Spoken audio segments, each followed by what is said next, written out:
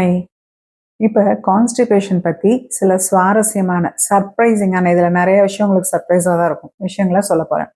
First பார்த்தீங்கன்னா, இப்ப நான் டெய்லி மோஷன் போறேன் அப்டின்னா எனக்கு மலச்சிக்கல் இல்ல. அப்டிதானே அர்த்தம்? ஸோ, ஃப்ரீக்வன்சி டெய்லியும் போறீங்களாங்கிறது மட்டும் மலச்சிக்கல டிட்டர்மைன் பண்றதில்ல. ஸோ, நீங்க வந்து மோஷன் நல்லா சாஃப்ட் ஸ்டூல் போறீங்களா? அதாவது ஹார்டா, அ கெட்டியா, டைட்டா போகாம, அதே மாரி ரொம்ப ஸ்ட்ரெயின் பண்ணி போகாம, போய் முடிச்சதுக்கப்புறம் கம்ப்ளீட்டா போயிட்டேன், ஃப்ரீ ஆயிட்டேன் அப்படிங்கிற மாதிரி உங்களுக்கு சென்ஸ் குடுக்கல அப்படின்னா, நீங்க டெய்லி மோஷன் போனாலும் உங்களுக்கு மலச்சிக்கல் இருக்குன்னு தான் அர்த்தம். ஸோ இந்த பாயிண்ட்ட நீங்க கண்டிப்பா நோட் பண்ணணும். இது நெறைய பேருக்கு தெரியாது. அடுத்து பார்த்தீங்கன்னா, உங்க கோலன், உங்களோட பெருங்குடல் இருக்கு இல்லையா? அது ஒரு அதோட ஸ்பெஷல் ப்ராப்பர்ட்டி என்னன்னா, அது ஒரு வாட்டர் சேவிங் மெஷின். அதாவது நீங்க மோஷன் வந்து உள்ள ஃபார்ம் ஆயி பெருங்குடலுக்குள்ள, சிறுகுடல்ல இருந்து அப்படியே ஃபார்ம் ஆயி வரும்போது, நல்லா சாஃப்ட் ஸ்டூலா தான் வரும். பட் அந்த கோலன் வந்து எவ்வளோ நேரம் அந்த மோஷன் அங்க இருக்கோ, பெருங்குடல்ல தேங்கி நிக்குதோ, அவ்வளோக்கு எவ்வளோ தண்ணி உரியும். ஸோ, இப்ப நீங்க மலச்சிக்கல் இருந்து, இல்ல என்னால முடியல, அந்த மாரி நீங்களே கண்ட்ரோல் பண்ணி, அந்த அர்ஜ் வரும்போது அத மிஸ் பண்ணிடுறீங்க. அப்படியே 1 நாள்ங்கிறது 2 நாள், 3 நாள் நீங்க போகாம இருக்கும்போது, குடல்லயே மோஷன் இருக்கும்போது, அந்த மோஷன்ல இருந்த தண்ணிய முடிஞ்ச வரைக்கும் உங்க பெருங்குடல் உறிஞ்சிரும். ஸோ, அதனால தான் உங்களுக்கு மோஷன் வந்து ஹார்ட் ஆகுது. ஸோ, அதனால டெய்லி எவாக்குவேட் பண்றதுக்கு இதுவும் ஒரு முக்கியமான காரணம். அடுத்து பார்த்தீங்கன்னா, உங்க இது ஒரு கேள்வி உங்களுக்கு தான். உங்க பெருங்குடல் எவ்ளோ மோஷன ஹோல்ட் பண்ண முடியும் அப்படின்னு நீங்க நினைக்கிறீங்க? எவ்ளோ வெயிட் வரைக்கும் மேக்ஸிமம் ஹோல்ட் பண்ண முடியும்னு நினைக்கிறீங்க? சர்ப்ரைசிங்கா இருக்கும்.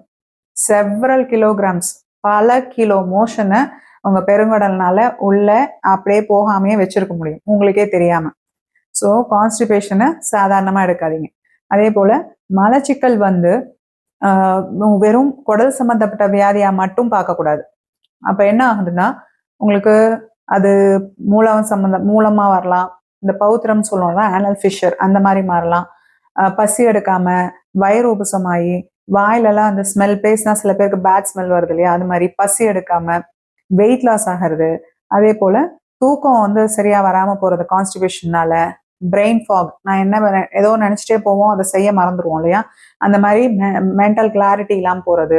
யூரினரி சிம்ப்டம்ஸ் கூட சில பேருக்கு இருக்கும். ஏன்னா, நெறைய அந்த பெருங்குடல்ல மோஷன் அடைச்சிட்டு இருக்கிறது வந்து யூரின் பிளாடர்லாம் கம்ப்ரஸ் பண்றனால, யூரிட்டர், பிளாடர் இதெல்லாம் கம்ப்ரஸ் பண்றனால சில பேருக்கு யூரினரி சிம்ப்டம்ஸ் கூட இருக்கு. அர்ஜ் இருக்கு இல்லையா? அது வருதுங்கிற ஃபீல நீங்க வந்து இக்னோர் பண்றது. இது வந்து நீங்க உங்க குடல தப்பா டியூன் பண்றதா ஆயிரும். எப்படின்னா, இப்ப நீங்க வந்து மோஷன் வரப்பெல்லாம் போகாம அடக்கி பழகிட்டீங்க அப்படின்னா, உங்க பெருங்குடலோட கடைசி பார்ட் ரெக்டம் சொல்லுவோம். அதுல தான் வந்து மோஷன் ஃபில் ஆனோம்னா நமக்கு மோஷன் வருது அப்படிங்கிற ஃபீல் வரும். அந்த சென்ஸ் ஆஃப் எம்ப்டியிங் அங்க தான் வரும். அது வந்து அந்த சென்சிட்டிவிட்டிய லூஸ் பண்ணிரும். அந்த மாரி ஃபில் ஆனா, நாம இந்த இந்த பெர்சனுக்கு நம்ம இண்டிகேட் பண்ணணும் அப்படிங்கிற சென்ஸே அது இல்லாம போயிடும். ஏன்னா, அத அப்படியே பழக்கிர்றோம் நாமளே.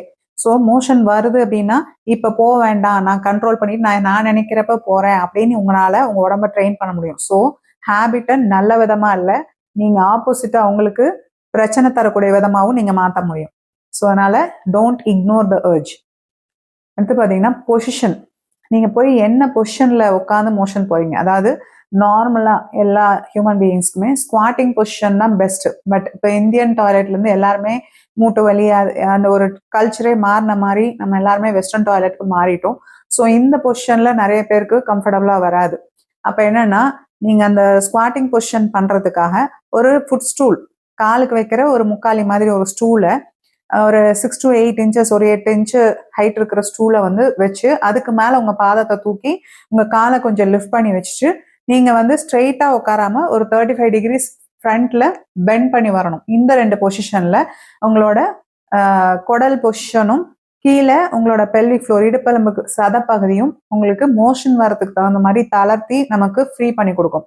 ஸோ இந்த பொசிஷன் மெயின்டெயின் பண்ணுங்க. அடுத்து பார்த்தீங்கன்னா, சில பேர் வந்து ஃபைபர் நெறைய எடுப்பாங்க. ஃபைபர் ரிச் டயட், நான் எப்பயும் ஃபைபர் ரிச் டயட் தான் எடுக்கிறேன். ஆனா எனக்கு கான்ஸ்டிபேஷன் இருக்கும்பாங்க. என்னன்னா, அந்த ஃபைபருக்கு ஏத்த தண்ணி குடிக்க மாட்டாங்க. ஏன்னா, வெறும் ஃபைபர் மட்டும் நெறைய எடுத்துட்டு போதுமான தண்ணி குடிக்காதப்ப, இந்த ஃபைபரும் தண்ணியும் சேர்ந்து தான் அந்த மோஷன வந்து பல்க் ஃபார்மேஷனா, சாஃப்ட் ஸ்டூல் ஃபார்மேஷனா இருக்கும். ஸோ தண்ணி இல்லாதப்ப அதுவும் ஹார்டா ஸ்டூல்ஸ் பண்ணி அதுவே உங்களுக்கு கான்ஸ்டிபேஷன அதிகப்படுத்தும். சில பேருக்கு காஃபி குடிச்சா இந்த மோஷன் ப்ராப்ளம் கொஞ்சம் கண்ட்ரோல் ஆகுதுன்னு சொல்லுவாங்க. ஸோ ஏர்லி மார்னிங் காஃபி குடிக்கிறது கொஞ்சம் அந்த குடலை ஸ்டிமுலேட் பண்ண ஈஸியாக தான் இருக்கும். பட் இது ரொம்ப லாங் டேர்ம் பெனிஃபிட்டா இதே நான் கடைப்பிடிச்சா எனக்கு கான்ஸ்டிபேஷன் வராதுன்னு சொல்ற அளவுக்கு இருக்காது. பட் கொஞ்சம் யூஸ் இருக்கும். அடுத்து பார்த்தீங்கன்னா எக்ஸசைஸ்க்கு ரொம்ப நல்ல ரோல் இருக்கு. எக்ஸசைஸ் வெறும் ஹார்ட் ஹெல்த்துக்கு ஜென்ரலாக நம்மளோட மெட்டபாலிக் ஹெல்த்துக்கு மட்டும் இல்லை, கட் ஹெல்த்துக்கும் தான். ஸோ ஒரு மாடரேட் ஃபிசிக்கல் ஆக்டிவிட்டி, அதே மாதிரி ரொம்ப நேரம் உட்காரவங்க கூட அப்பப்போ எந்திரிச்சு ஒரு 10 மினிட்ஸ் நடக்கிறது, சாப்பிட்டதுக்கப்புறம் ஒரு 10 மினிட்ஸ் நடக்கிறது, இந்த மாதிரி ஃபிசிக்கல் ஆக்டிவிட்டி இன்க்ரீஸ் பண்ண ட்ரை பண்ணுங்க.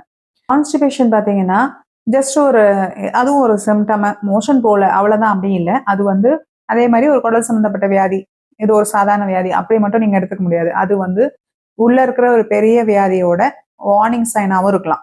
இப்போ சப்போஸ் உங்களுக்கு மோஷன் போகும்போது பிளட் வருது, சுத்தமா பசி எடுக்கல, பெயினும் உப்புசமா இருக்கிறது, வாந்தி, இந்த மாதிரி சிம்டம்ஸ் இருக்குது, வெயிட் குறையுது, பசி இல்லை வெயிட்டும் குறையுது, அதே போல உங்களுக்கு என்ன ட்ரீட்மெண்ட் எடுத்தாலும் அந்த சிம்டம்ஸ் எல்லாம் பெர்சிஸ்டண்டா இருக்கு, அதாவது ட்ரீட்மெண்ட்டுக்கு ரெக்கவர் ஆகலை அப்படின்னா இமீடியட்டா நீங்க டாக்டரை பார்க்கணும். ஈவன் கேன்சர் ரிஸ்க் இருக்கான்னு கூட நீங்க ரூல் அவுட் பண்ண வேண்டியிருக்கும்.